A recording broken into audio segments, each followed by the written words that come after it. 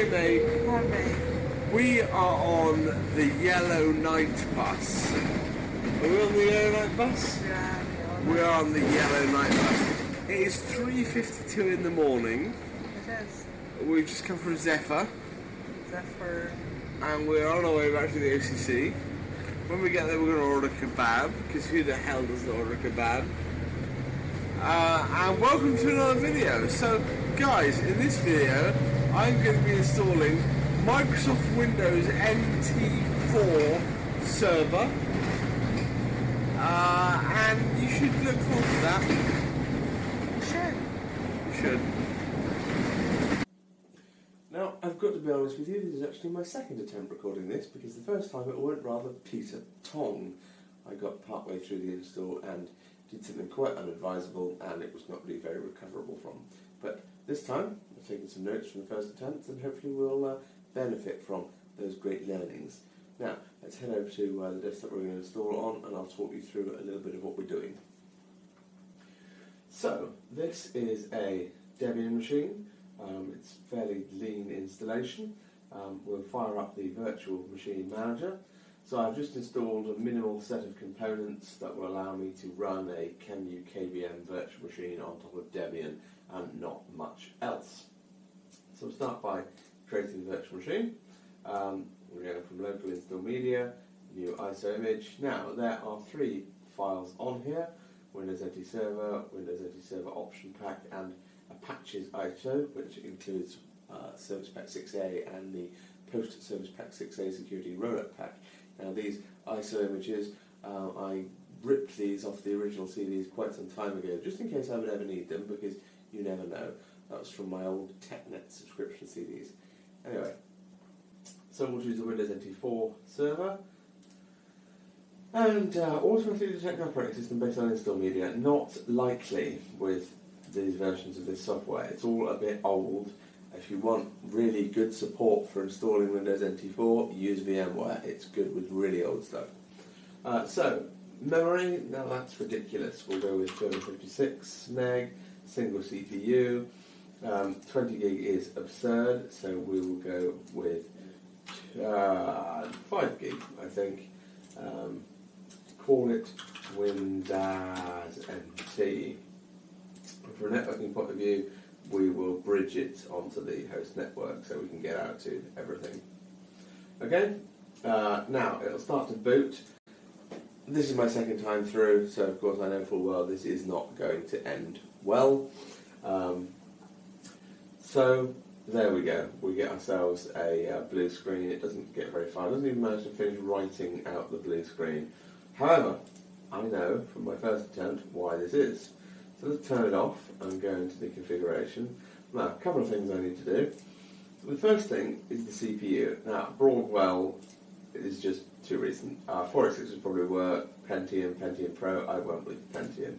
I think that's a fairly safe bet. Then boot options, we can turn the CD-ROM back on because that was turned on originally, but it turns it off after first install. Apply that and put the CD back in the drive. Okay. What else do we need to do? We need to go into the networking.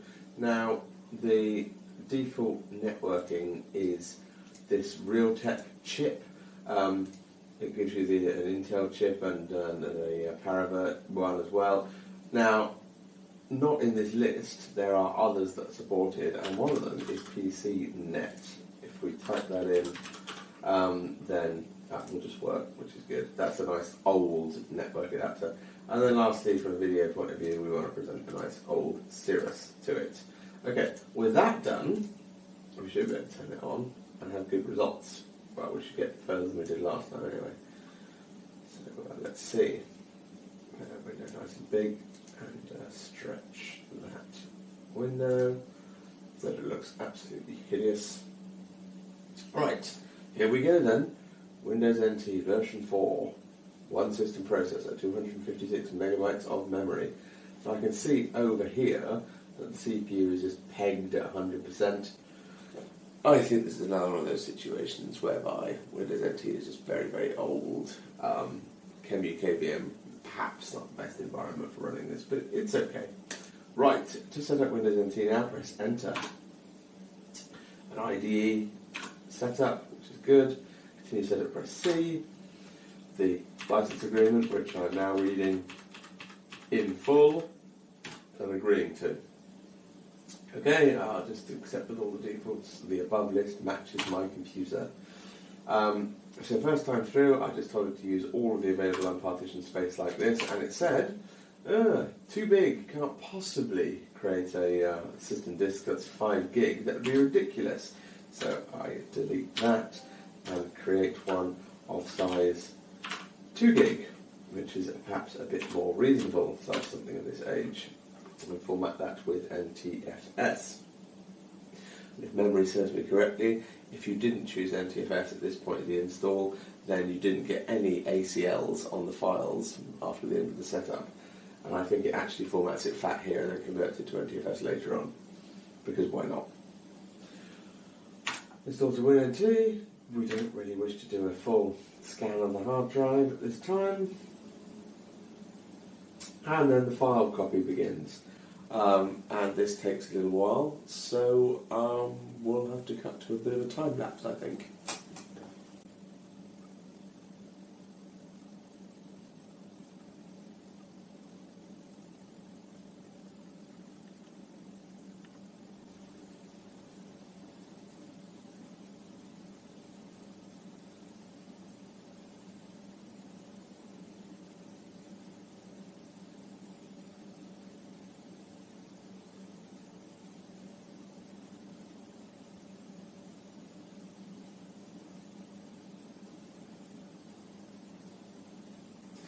I honestly wondered if that was ever going to end.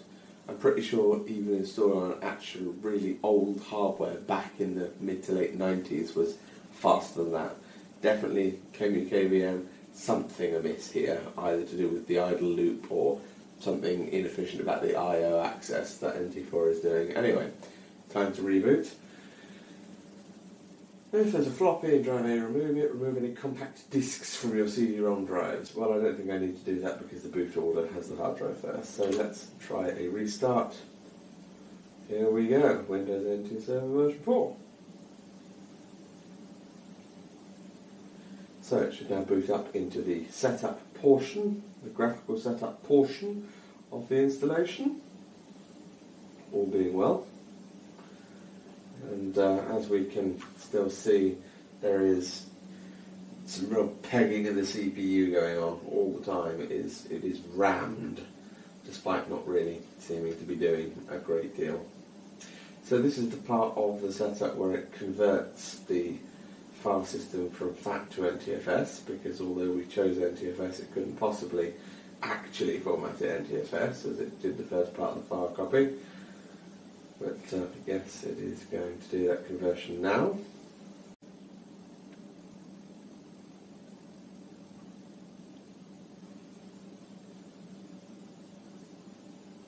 And now another reboot, of course.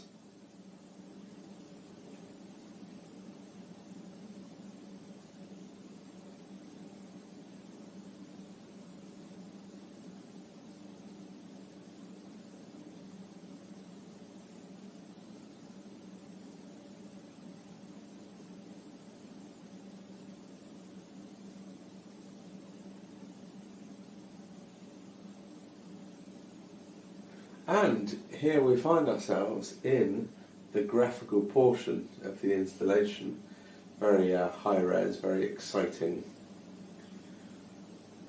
There's a lovely, lovely background they've got there with a Microsoft mouse. They must have been very proud of that. Setup is initializing. Right, it's going to copy a few more files. I believe on a physical machine this is the point at which it asks you to put the CD back in again after having asked you to remove it at the end of the last bit.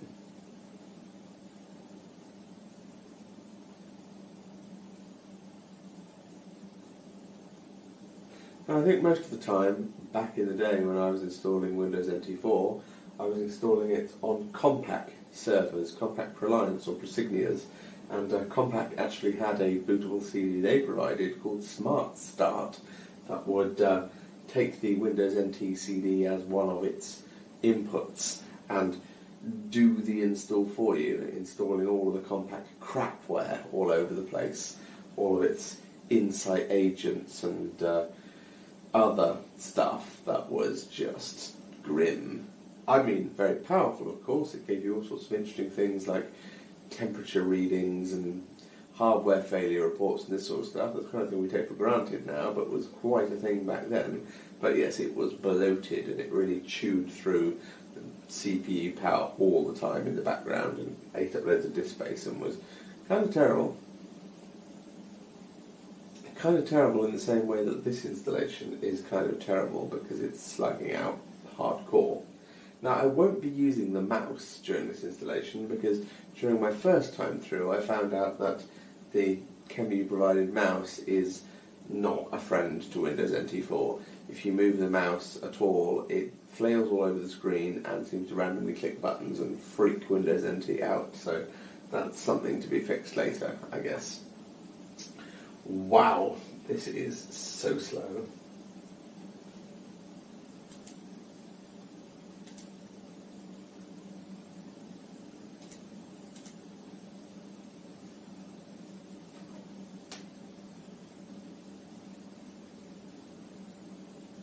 Okay, Windows NT Setup. Welcome to the Windows NT Setup wizard, which will guide you through the rest of the setup. To continue, click Next. Next. Now we wait for it to catch up a bit, because it's clearly very slow. There we go. Okay, enter your name. Oh, that's not how I spell my name. That is. Right, CD key. Now, I can't really remember, but I'm pretty sure you could put 040 and anything you wanted. This was what I did the first time through. Oh, did I press tab successfully? Is it just slow catching up? No, I didn't hit tab. There we go. Right. That's above board. Per seat licensing. Computer name, Windows NT. Next. Standalone server. Next. Password. Let's use Peter Van Buiten's favourite password. Thank you, Peter Van Buiten. Emergency repair disk. I don't know of anyone who ever created one of those ever. Components. We'll keep the defaults. Installing Windows NT networking. This computer will participate on a network wired to a network. Oops, the window lost focus. There we go. Install Internet Information Server? No, thank you. Start search. Okay, it's found an AMD PCNet family Ethernet adapter, which was the one that I changed earlier. We'll have TCP. I don't think we need IPX SPX. I don't think there are any netware servers on my network that I need to do anything with. Default network services, okay. It prompts us to configure the AMD PCNet PCI Ethernet adapter. We'll just leave the default as is. DHCP, yes, let's use DHCP because the networking does actually work.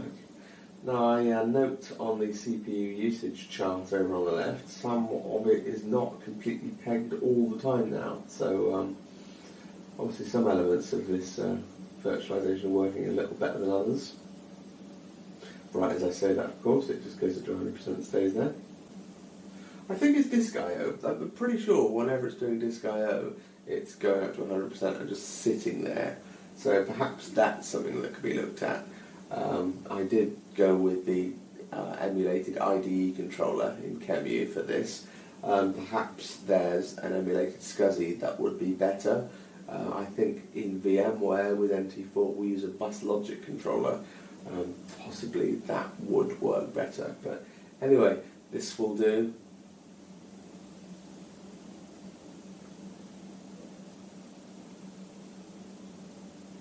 It is quite painful sometimes watching it draw and undraw and peel and unpeel things.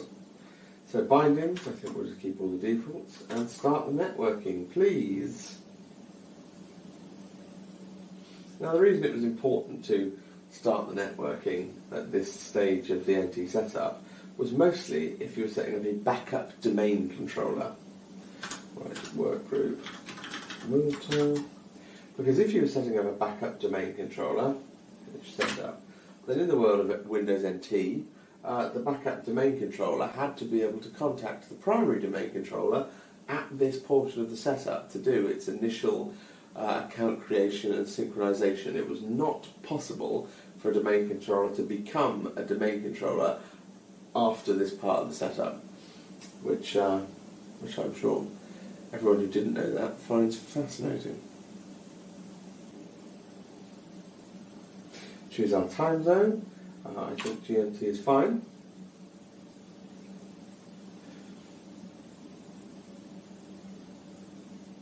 Now this is where I came a cropper the first time through and had to give up, in that it detected the display adapter and I went to hit OK and it's like, oh, you really want to test it before you hit OK, and I was like, test it then, and it tested it and it all went completely to shit, so I'm going to choose cancel this time. And it seems to have to continue. Right, we're now in uncharted territory. How exciting. Hopefully I won't have to cancel the video and start recording a third time. So, files copying. So we've probably got all this lovely I/O wait again.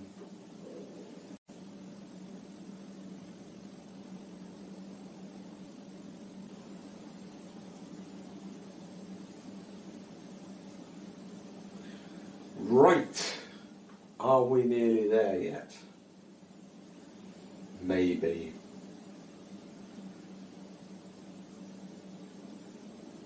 Setting security on system files. Yes, if you chose to format FAT, or should I say if you chose to ask it to format FAT then convert to NTFS on the first boot before the graphical install, then you wouldn't get the security set on system files and you would be left with a Windows NT directory and program files directory with all completely open permissions, which may or may not be a bad thing depending on what role this server was going to perform at a later point in its life. Worth noting that back in the NT4 era, running a terminal server meant running a completely different edition of NT4, running NT4 Terminal Server Edition, which is a completely separate CD, completely separate install if you wanted to run a terminal server, no simply adding remote desktop services later on.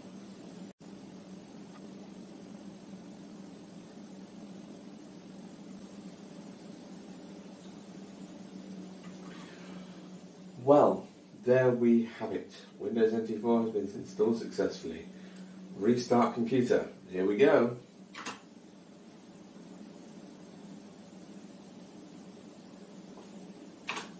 How exciting, booting into our fresh new Windows NT4 installation. I think I'll probably skip the Windows NT4 option pack and patches for now.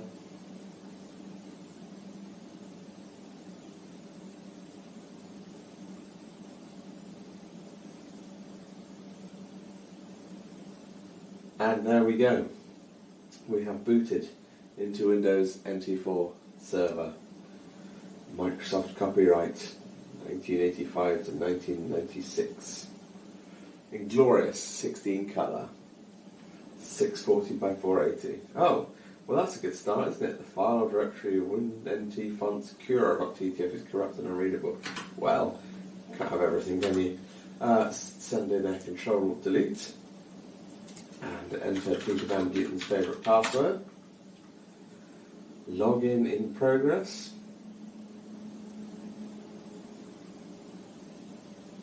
Well, that's not fast. Oh, yes, we know that font file is corrupt.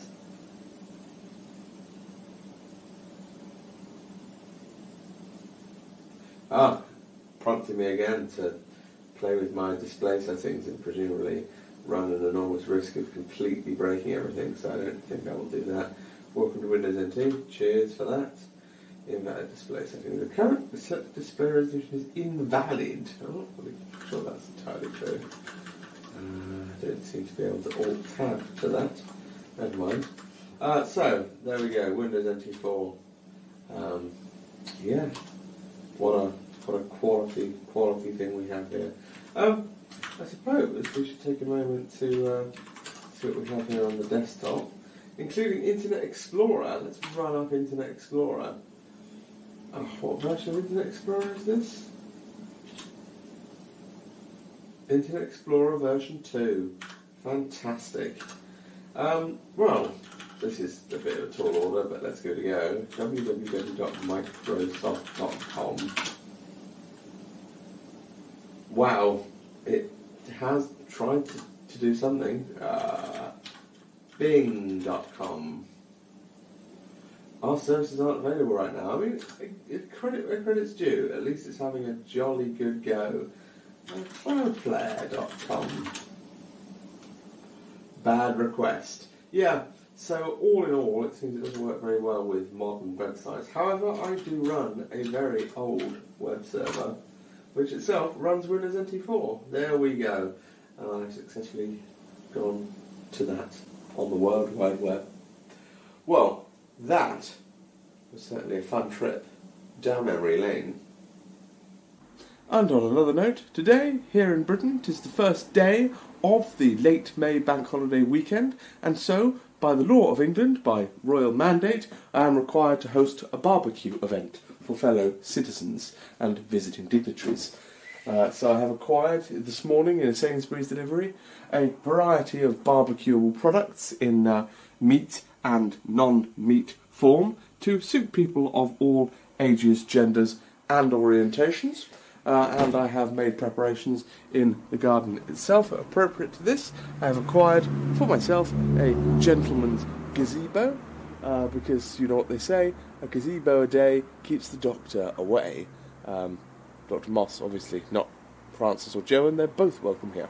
On the table we have a variety of beverages appropriate to people of all cultures and religions, naturally, and of course the all-important cooking surface itself, fully stocked with fuels and lighting equipment, and of course there is a profusion of chairs to choose from in the congregation area. So everything is appropriately configured, and I will not be violating Her Majesty's law today.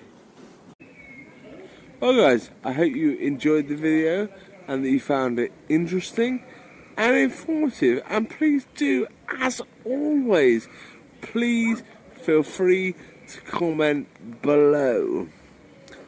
Well guys, that's about it for this video. I look forward to seeing you in the next video. Goodbye.